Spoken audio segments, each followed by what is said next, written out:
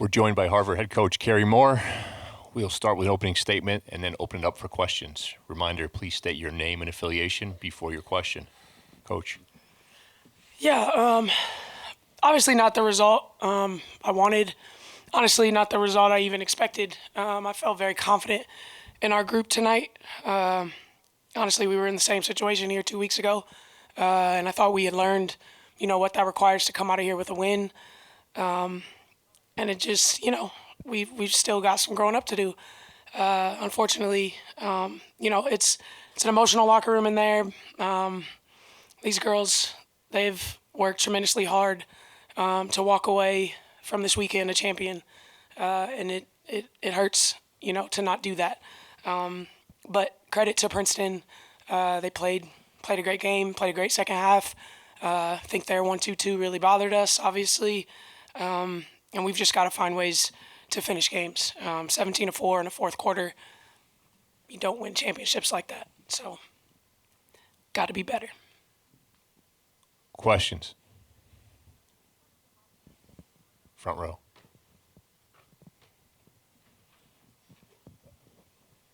Jen Hatfield with the Next. Kerry, what were the biggest differences you saw? You touched on this a little bit, but between when you had that 11-point lead and kind of giving it all back, what were some of the biggest changes that you saw in your team and in what was being thrown at you? I mean, I do think the 1-2-2 bothered us clearly. That's not something that they've shown all year, honestly, that we've seen at least. And so we weren't really expecting to see that. So it took us a second to really adjust to it. I also, I don't know if fatigue plays a factor. I hope it doesn't in a game like this. But, we only play 6-7 kids. And we played an OT game last night and much later than they did. And I do think some of the shots that fell last night didn't really fall for us tonight. I felt like we attacked them. We did exactly what we talked about in the first 3 quarters of turning corners and attacking hips, and I thought didn't do a great job of that in the fourth quarter. And we also had some bunnies there where we just could not finish. And they're a physical team, and they're also used to winning games like this. And we've got to learn, how to beat teams like that.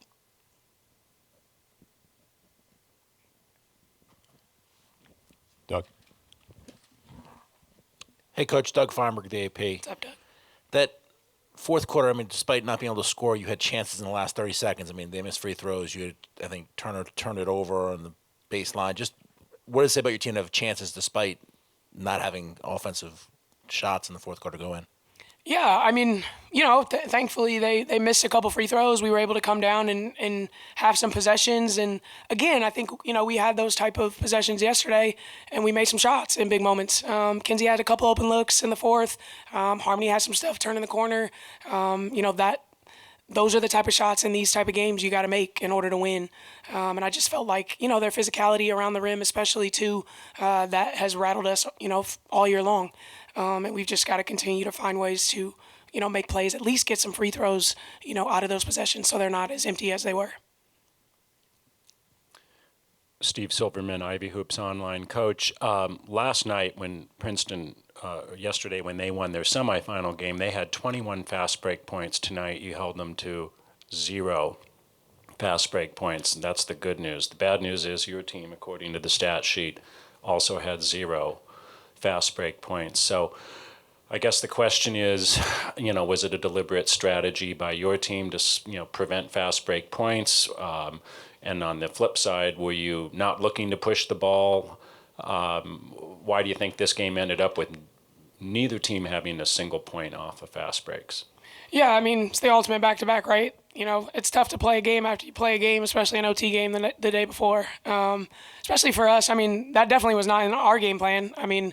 The first thing on my offensive list every game that we play is to get stops and go. That's how, that's when we're at our best.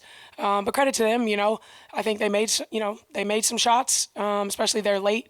It's hard to get transition offense, against made shots.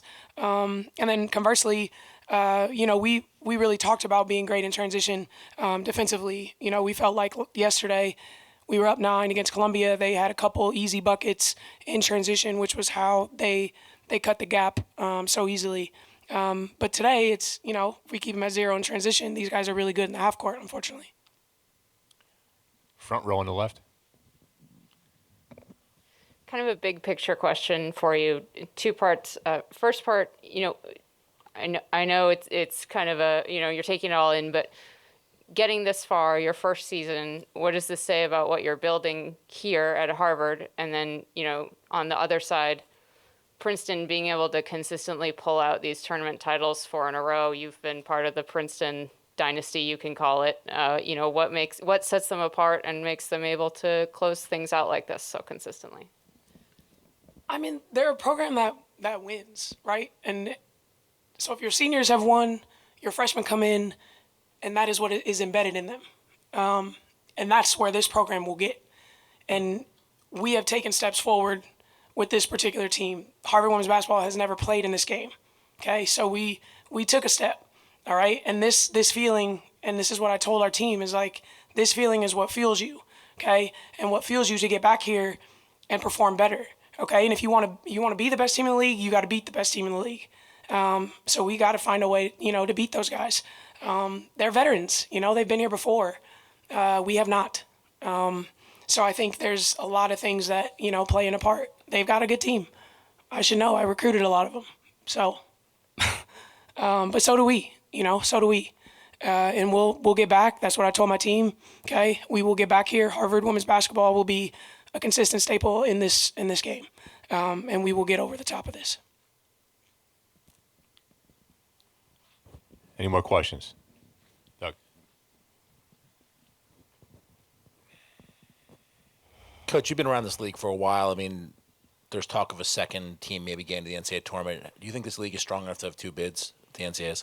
Yeah, definitely. I said it yesterday after my press conference. I mean, the game against Columbia was, one of the most fun games I've ever been a part of. And that just shows you the talent that, is here. I don't think we're in the conversation of the 2-bid league, but the fact that we were able to do what we did against a team that people are talking about going to the NCAA tournament without an AQ says a lot about our league. So, yeah, do I think 2 teams deserve to be in it? Yeah, of course. And, I hope the teams get an opportunity to go. Front row.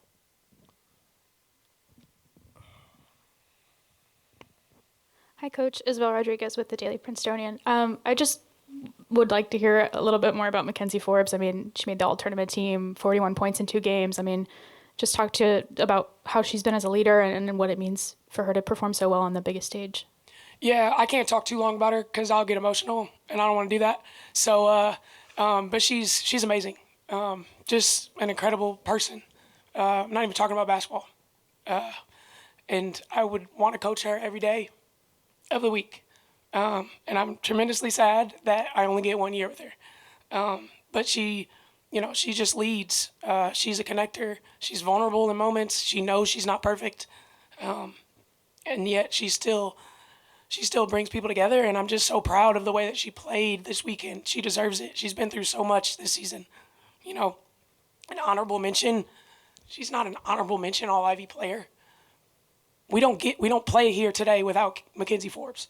And I love her to death.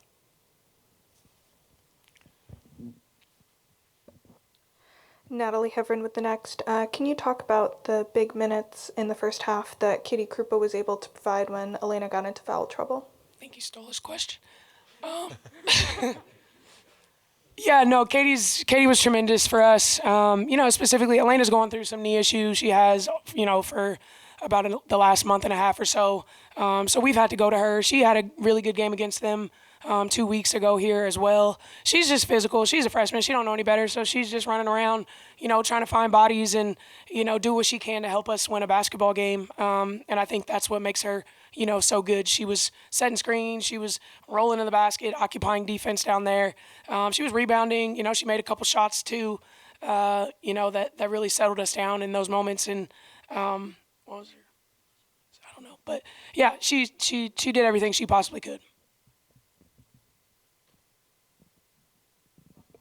I was going to ask about Katie Krupa, but you just answered that. But I want to ask you a different question, which is after the 2 missed free throws by, I think it was by Caitlin Chen, you had about 17 seconds left. You're down 3. You don't have to go for a 3 at that point, but you could. Yeah. What was your thinking, go for the 3 now or get the 2, foul, hope to get another possession? Definitely a quick 2, especially because she just missed 2 free throws right before that. And it's hard. I mean, it's hard to design a play to get a 3 when you're down 3 and they're chasing every shooter you have on the floor. You know what I mean? So, especially when we have kids that can really attack hips and get to the basket. So we definitely were trying to get to the rim, which was why I think that was when we were trying to get something on the run there, maybe, or a ball screen. But yeah, quick 2 and another, foul and free throw attempt. Any other questions? Just one more about the first years on the team. I mean, both Tanaya and Katie Krupa played extremely well today. I'm just curious what that means for you going forward and going into the next couple of years. Yeah, every coach gets excited about the fact that the majority of their roster is young. And at times when, Kenzie was in foul trouble every other Ivy game, it felt like, Maggie broke her hand, so she's not playing. We're playing freshmen and sophomores. So I think that is something to really get excited about. And I told them, today is we got some growing up to do. And they've got great examples, in Maggie and Kenzie, and you guys got to aspire to be the leaders that they are, and to be as mature as they are. They call themselves the cool kids, and they're cool off the court, but then on the floor, they got to lock in, and they got to make plays, and just be a little bit more consistent for us. But yeah, Katie, it's great to have Katie. It's great to have Sanaya. I mean, what she's been able to do for us, especially she really didn't play a ton early, and then, has really kind of moved into this starting role. And then Gabby Anderson, who you guys really, probably have no idea about. We lost her in our first Columbia game with a torn ACL. That kid was starting and playing 35 minutes for us, and she's a freshman. So we're really excited about the youth that we have and the returners, and we plan to be back with them.